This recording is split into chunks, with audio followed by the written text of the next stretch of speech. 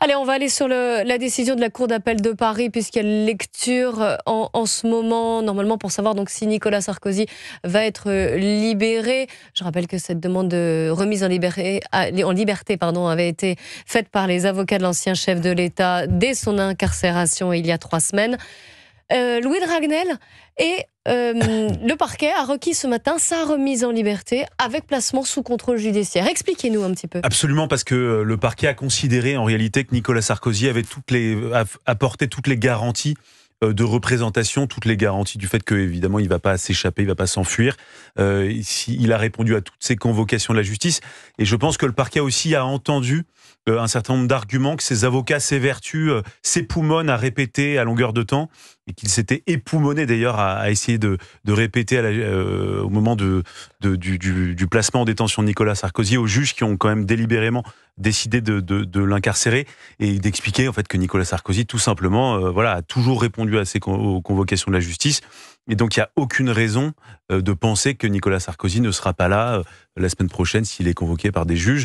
Donc, ce qu'il faut bien avoir en tête, c'est que si la Cour d'appel suit les réquisitions du parquet, eh bien, a priori, Nicolas Sarkozy pourra rejoindre son domicile, pourra aller chez lui dès ce soir. Aujourd'hui.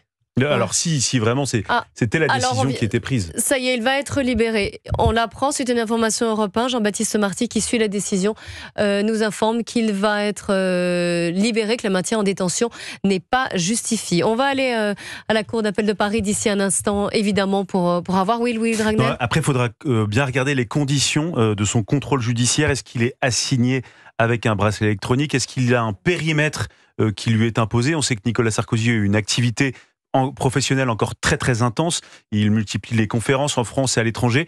Et puis, il y avait par exemple la possibilité d'une interdiction de conduire. On attend avec impatience de connaître les conditions de ce contrôle judiciaire. Encore une fois, on va aller à la Cour d'appel de Paris d'ici un instant, mais je voudrais quand même avoir votre réaction, Thomas Bonnet. Nicolas Sarkozy qui devrait donc sortir de prison aujourd'hui parce que ce maintien en détention provisoire n'est pas justifié. C'est ce qu'a dit la Cour d'appel. La plaisanterie n'avait que trop duré. 21 jours d'emprisonnement pour Nicolas Sarkozy, c'est 21 jours de trop. Les circonstances du procès ont été commentées, on l'a dit et redit, aucune preuve. Il a été placé en détention provisoire avec mandat d'arrêt immédiat. Enfin, tout ça, il y avait rien qui allait dans cette affaire, en rappelant aussi les conditions de sa détention. La présidente avait dit, c'est en termes d'exemplarité.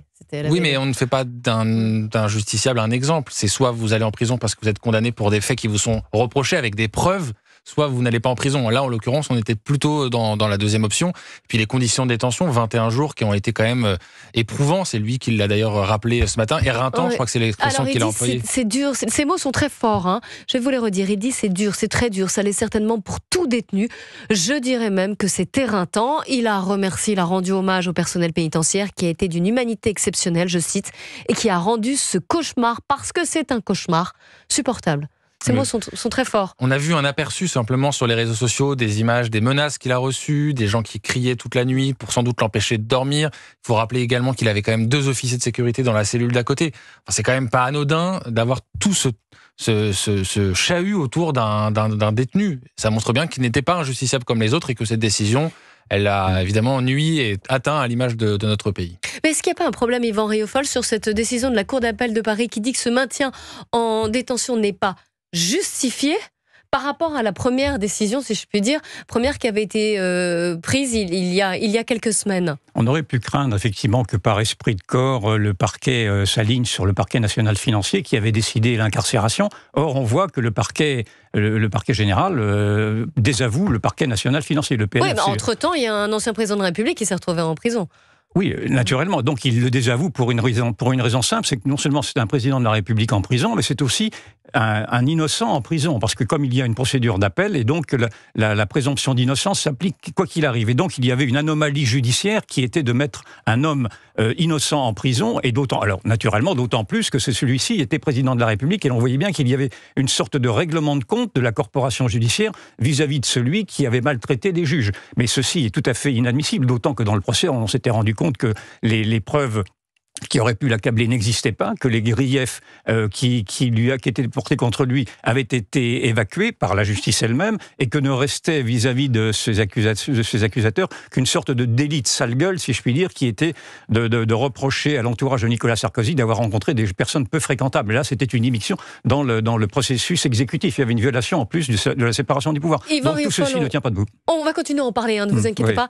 Juste, j'aimerais qu'on aille à la Cour d'appel de Paris retrouver Jean-Baptiste Marty qui a annoncé à Europe 1 que ce maintien en détention n'était pas justifié pour Nicolas Sarkozy et donc qu'il allait être libéré, Jean-Baptiste.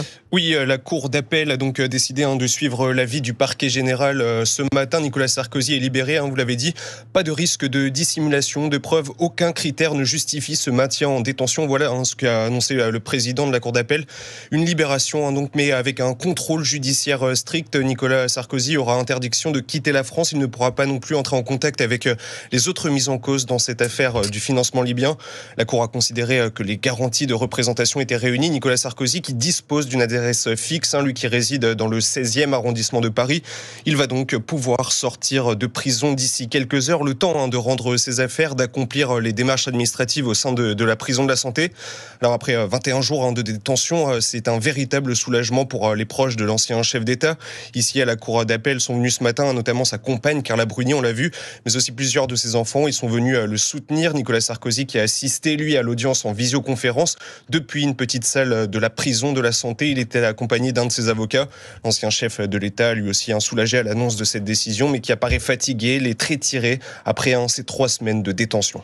Merci beaucoup Jean-Baptiste Marty à la Cour d'appel de Paris. Je rappelle donc la remise en liberté de l'ancien président de la République.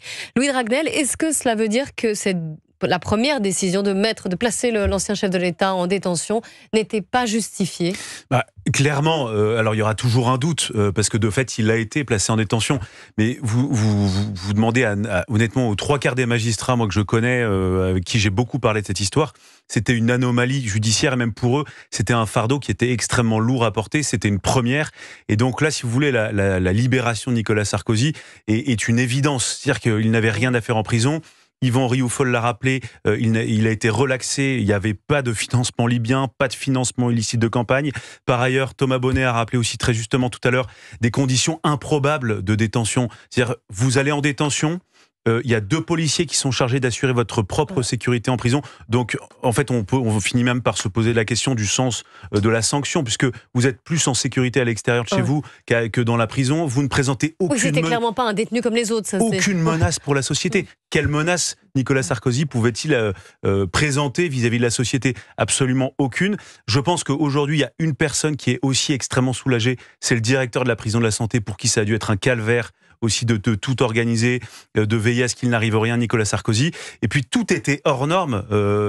Thomas Bonnet avait rappelé un certain nombre de choses, mais je vous prends un exemple qui est anecdotique, mais la question de son courrier. Il recevait tellement de courriers, Nicolas Sarkozy, que l'administration pénitentiaire n'avait même plus les moyens de lire et d'ouvrir son courrier. On va y revenir, Louis Dragnel, Thomas Bonnet, Yvan Rioufol, vous restez avec moi. On va continuer de commenter cette décision de la Cour d'appel de Paris, la remise en liberté de Nicolas Sarkozy après 3 semaines d'incarcération.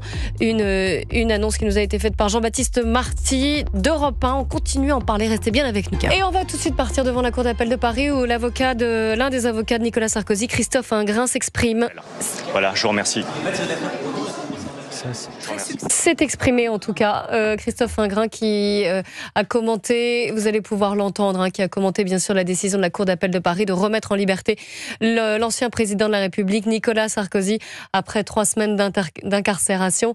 Louis Dragnel, quelles sont les modalités? Elles sont importantes parce qu'il y a quand même un placement sous contrôle judiciaire, avec notamment quelque chose d'étonnant, l'interdiction d'entrer en contact avec le garde des Sceaux, Gérald Darmanin. Pour l'instant, on connaît 2 dispositions du contrôle judiciaire, donc c'est les conditions de remise en liberté de Nicolas Sarkozy et la manière avec laquelle il va devoir vivre donc en liberté. Et bien donc il a une interdiction de quitter le territoire national, donc de quitter la France, et interdiction d'échanger avec Gérald Darmanin. Alors honnêtement, moi ça m'a un peu fait bondir parce que je trouve ça absolument grotesque. Alors on sait que Gérald Darmanin était allé lui rendre visite en prison il y a quelques semaines. Et qu'il y avait eu toute une polémique d'ailleurs à ce propos. Ce qui était tout à fait normal, parce qu'un garde des Sceaux par définition va en détention quasiment toutes les semaines et échange à chaque fois avec des détenus. Mais ce qui est totalement absurde, c'est que ça sous-entend que Gérald Darmanin pourrait jouer un rôle dans un sens ou dans un autre en faveur de Nicolas Sarkozy. Mais si ça avait été le cas, je peux vous dire que Nicolas Sarkozy n'aurait pas été incarcéré. Donc s'il y a bien une preuve de l'indépendance de la justice, c'est l'incarcération de Nicolas Sarkozy avec Gérald Darmanin comme garde des Sceaux. Je vous en parlais, on va écouter Christophe Ingrin, l'un des avocats de Nicolas Sarkozy, qui s'est exprimé de manière très brève après la décision de la Cour d'appel de Paris. Cette décision est une application normale du droit, du Code de procédure pénale. C'est une étape. La prochaine étape, c'est le procès en appel. Et notre travail maintenant, désormais, à Nicolas Sarkozy et à nous, c'est de préparer cette audience d'appel. Voilà, je vous remercie. Christophe Ingrin, donc l'un des avocats de Nicolas Sarkozy, qui s'exprimait à l'issue de la décision rendue par la Cour d'appel de Paris, qui remet en liberté et qui a estimé que ce maintien en détention de l'ancien chef de l'État n'était pas justifié. Louis Dragnem, ça veut dire que concrètement, là, Nicolas Sarkozy va sortir de prison, de la prison de la Santé cet après-midi. Absolument, normalement en fin de journée, parce qu'il y a un certain nombre de petites modalités administratives à terminer, à remplir. Et donc en fin d'après-midi, il pourra rentrer chez lui tout simplement. Donc après, c'est 20 ou 21 jours de calvaire en prison, de vie extrêmement difficile, où toutes les nuits, il était réveillé sans arrêt avec des menaces de mort, des insultes, enfin les conditions de l'enfer carcéral, et en plus un Nicolas Sarkozy qui... dans sa cellule, pouvait difficilement faire confiance aux uns et aux autres parce que, je prends un exemple, c'est nos confrères du Point qui ont raconté ça, Nicolas Sarkozy mangeait des yaourts parce que tout simplement c'était le seul produit alimentaire qui était fermé et scellé pour être certain que personne ne crache dans ses repas. Alors ça paraît totalement trivial de raconter ça, mais ça en dit long quand même sur l'enfer que l'ancien président de la République a vécu. Je rappelle Lui, quand même il parle que de cauchemar, voilà, c'est ce qu'il a dit. C'est un cauchemar. C'était historique. Jamais un ancien président de la République n'avait été incarcéré et jamais, qui plus est, un président dont les deux motifs principaux à l'occasion du procès, il a bénéficié de relax sur les deux motifs principaux qu'on lui reprochait, à savoir il n'y a pas de financement libyen, pas de financement illicite. Oui, il a été condamné sur une association de malfaiteurs. De campagne. En fait. Voilà, ouais. Association de malfaiteurs, qui est un concept assez fumeux. Et d'ailleurs, vous pouvez on demande à n'importe quel juriste, magistrat, de nous dire ce qu'il en pense. C'est une qualification qu'on utilise quand on ne sait pas très bien quoi reprocher à quelqu'un. C'est dur, c'est très dur, ça l'est certainement pour tout détenu. Je dirais même que c'est éreintant. Je veux rendre hommage au personnel pénitentiaire qui a été d'une humanité exceptionnelle et qui a rendu ce cauchemar parce que c'est un cauchemar supportable. Ce sont les mots ce matin de Nicolas Sarkozy à la Cour d'appel de Paris, puisqu'il était lors de l'audience, il a pu s'exprimer, alors par visioconférence, il s'est pas déplacé à l'audience, il était représenté par ses avocats, mais il a pu s'exprimer et voici ce qu'il a dit sur ces 3 semaines d'incarcération qui ont été, on l'imagine, et qu'elles le sont effectivement extrêmement dures. Alors maintenant, ça c'est qu'une étape finalement, parce que la prochaine grande étape, et Christophe Ingrin, l'un de ses avocats, l'a rappelé, c'est Yvan Rioufol, le procès en appel.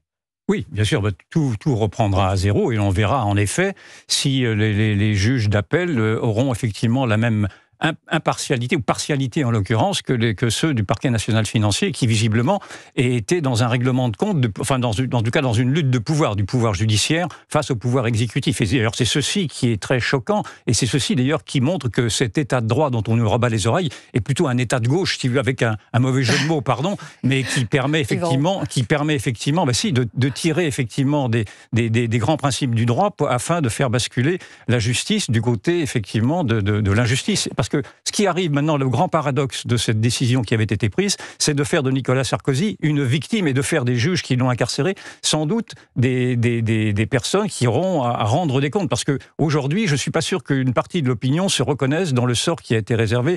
Alors j'entends bien que Sarkozy sert de bouc émissaire à tout ce rejet des élites et que lui-même paye dans le fond pour des fautes politiques qu'il aurait pu commettre, sauf que, et il en a commis de ces fautes-là, mais je pense que le manque de discernement de ces juges qui ont incarcéré un présumé innocent vont faire en sorte que Sarkozy va sortir blanchi de ce qu'on aurait pu lui reprocher par ailleurs politiquement. C'est contre-productif par rapport à... Mais c'est totalement contre-productif et je pense que cela dit, la présidente, encore une fois, avait justifié sa décision quand même. Les accuseurs vont finir par être des accusés parce qu'on va demander aux juges à rendre des comptes sur leur sorte de coup d'État permanent qui est maintenant de vouloir se substituer au monde politique dans le processus électoral en même temps. Ah oui, Ben oui, parce que les juges maintenant sont des obstacles permanents à tout un processus électoral qui peut être entravé par des décisions judiciaires qui n'ont peut-être pas lieu d'être. Je pense là effectivement au sort qui pourrait être réservé par exemple à Marine Le Pen également. Je pense à celui de François Fillon. Ça fait quand même beaucoup. François Fillon, Marine Le Pen, Nicolas Sarkozy. Vous vous rendez compte quand même qu'à chaque fois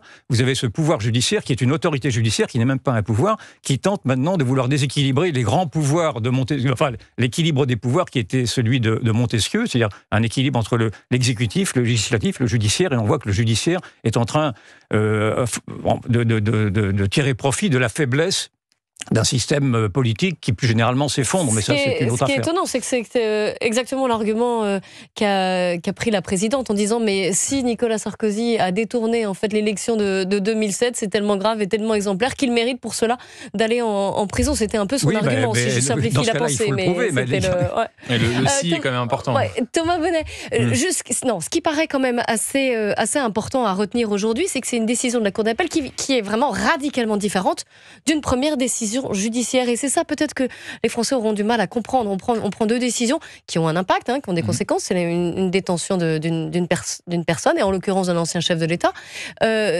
qui n'ont rien à voir. Là, il est dit, le maintien en détention n'est pas justifié. Moi, ce que je remarque dans la ligne, dans le discours qui a été tenu par Maître Ingrain à la sortie de l'audience, il n'y a pas d'excès d'enthousiasme. Non, c'est très bref. C'est un retour à la normale. C'est une décision qui est normale. Et je parle sous le contrôle de Louis Dragnel, qui nous a très bien expliqué que tous les motifs invoqués pour justifier la détention provisoire de Nicolas Sarkozy ne s'appliquaient pas en l'état. Et donc, il est tout à fait normal, légitime que l'ancien président sorte de prison. Ce qui n'était pas normal, ce qui était une anomalie, en revanche, c'était la décision initiale d'avoir incarcéré le chef de l'État. Alors, entre-temps, vous allez me dire, oui, il y a eu 21 jours d'incarcération, c'est pas rien. On verra comment Nicolas Sarkozy nous raconte les 21 jours qu'il vient de traverser. Il prendra sans doute le temps qu'il faut.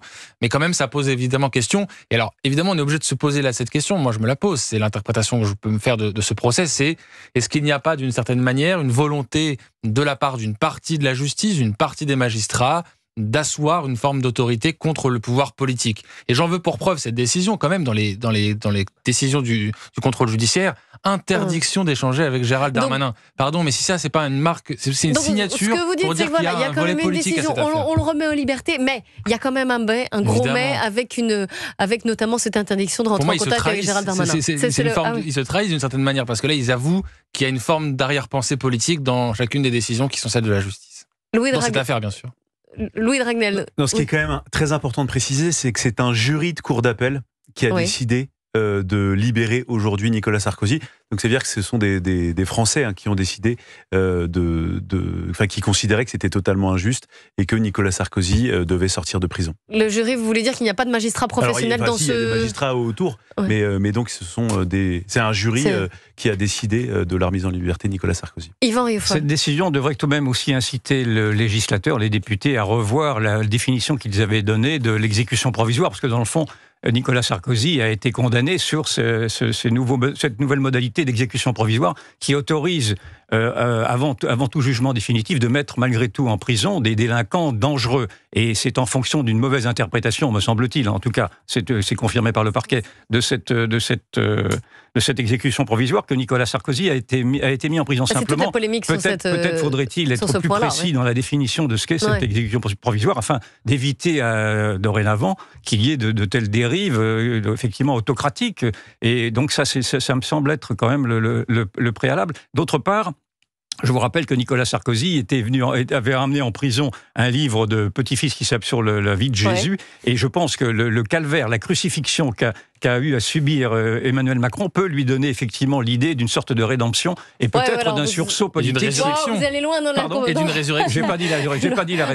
Vous allez peut-être non, je vais pas plus loin. Non, je vais pas plus loin du tout. Je pense il a aussi emmené le comte de Monte Cristo. Je pense que ces fautes politiques de naguère, qui étaient par exemple de n'avoir pas tenu compte du référendum de 2005 sur la Constitution européenne, risquent d'être effacées, et à cause précisément de ce calvaire qu'il a subi. Non, je vous écoutais Yvan parler de l'exécution provisoire. provisoire, pardon, et je vous entendais dire, mais j'espère que maintenant ça servira de leçon.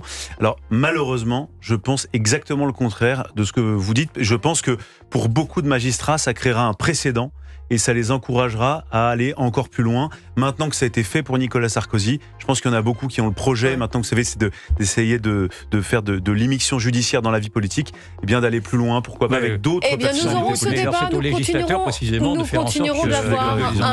nous continuerons d'avoir ce débat, évidemment, il y a encore beaucoup de choses à dire. Restez bien avec nous sur Europe 1. Merci à vous, Yvan Rioufol, Thomas Bonnet et Louis de Ragnel, chef du service politique d'Europe 1. Dans un instant, Omblin Roche, les enfants d'Europe 1, un peu de musique jusqu'à 15h. Je vous souhaite un très bon après-midi. On se retrouve demain.